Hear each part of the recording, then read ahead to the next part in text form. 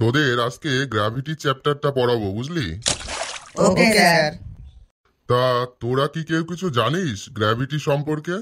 Sir, আমি জানি gravity কাকে বলে। বাবা, তা বলতো কালু, গ্র্যাভিটি কাকে বলে? স্যার, বিরিয়ানির সঙ্গে যে ঝোল দেওয়া হয় তাকেই আমরা গ্র্যাভিটি বলি। উরে বাপরে, তোর তো বিশাল ব্রেন রে কালু। আজকে যদি স্যার আইজ্যাক নিউটন বেঁচে থাকতো, তোর এই কথা শুনে বিরিয়ানির গ্রেভি খেয়ে খেয়ে আত্মহত্যা করতো। Isaac Newton? সে আবার কে স্যার? ঠিক চিনলাম না তো। তুই স্যার আইজ্যাক নিউটনকে চিনিস না? বাহ বাহ বাহ বাহ, তোর মতো ব্রিলিয়ান্ট স্টুডেন্ট আমি আর একটাও দেখিনি। স্যার, আমি চিনি আইজ্যাক নিউটনকে। বাহ বাহ, খুব ভালো। দেখ কালু দেখ, গজাকে দেখে কিছু শেখ।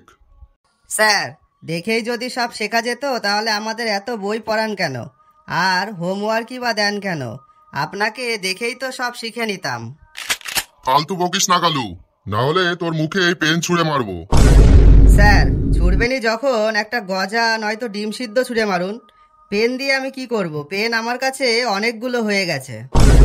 চুপ কর কালু, তুই আমায় আর রাগাস না। বাবা গজা, হ্যাঁ স্যার, বলুন।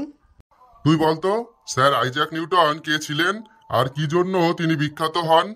স্যার, আমাদের বাড়ি থেকে দুটো বাড়ি পরেই তো নিউটনদের বাড়ি, আর ওর বাবাকেই সবাই স্যার আইজ্যাক নিউটন বলে ডাকে।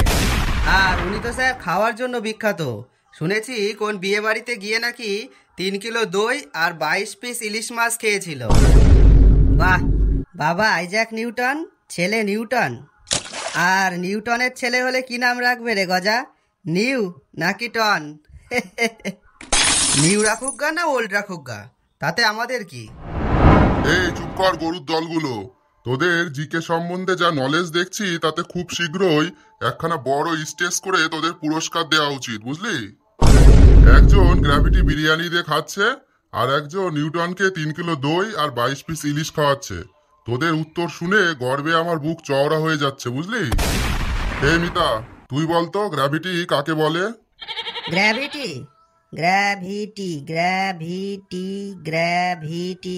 স্যার, গ্রেভি দিয়ে যে টি বানানো হয় তাকেই বলে গ্র্যাভিটি। বাহ বাহ বাহ বাহ, আমি সত্যিই মুগ্ধ।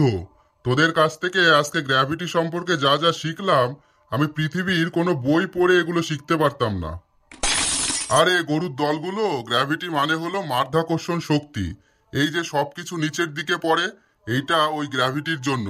এই গ্র্যাভিটি আবিষ্কার করেছিলেন স্যার আইজ্যাক নিউটন, বুঝলি? ও, তাহলে কি স্যার ওই গ্র্যাভিটির কারণেই আমাদের নম্বর দিনে দিনে নিচের দিকে চলে আসছে? হাট গাধার দল কোথাকার! তোদের যা পড়াশোনার অবস্থা তাতে শুধু নম্বর না, তোদেরও 1 ক্লাস করে করে নিচের দিকে নামাতে হবে। জানিস স্যার আইজ্যাক নিউটন কিভাবে আবিষ্কার করেছিলেন এই মাধ্যাকর্ষণ শক্তি? কিভাবে স্যার? একদিন আপেল গাছতলায় বসে ভাবতে ভাবতে হঠাৎ একটা আপেল পড়তে দেখে। সেই আপেল উপরের দিকে বা পাশের দিকে না গিয়ে কেন নিচের দিকেই পড়লো, এটা নিয়ে রিসার্চ করতে করতে তিনি আবিষ্কার করেন এই গ্র্যাভিটি বা মাধ্যাকর্ষণ শক্তি। এবার বুঝলি কাকে বলে গ্র্যাভিটি? হ্যাঁ স্যার। স্যার, ভাগ্যে শুনি আমাদের দেশে জন্মাননি। কেন? আমাদের দেশে জন্মালে কি হতো? স্যার, আমাদের দেশে তো আর আপেল গাছ নেই। হ্যাঁ তো? দেখা গেল নিউটন নারকেল গাছতলায় বসে ভাবতে ভাবতে একটা নারকেল পড়লো মাথায়। তখন আপনার নিউটন তো ব্যান্ডেজ খোঁজা শুরু করতো, গ্র্যাভিটি আর আবিষ্কার করা হতো না। কিছু বলছি না বলে তুই অনেকক্ষণ ধরে ফালতু বকছিস। এখানে আয়, এখানে এসে হাত পাত।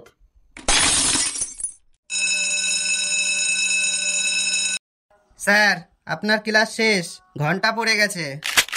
বেঁচে গেলি। ঠিক আছে, আজকে তাহলে এই পর্যন্তই থাক।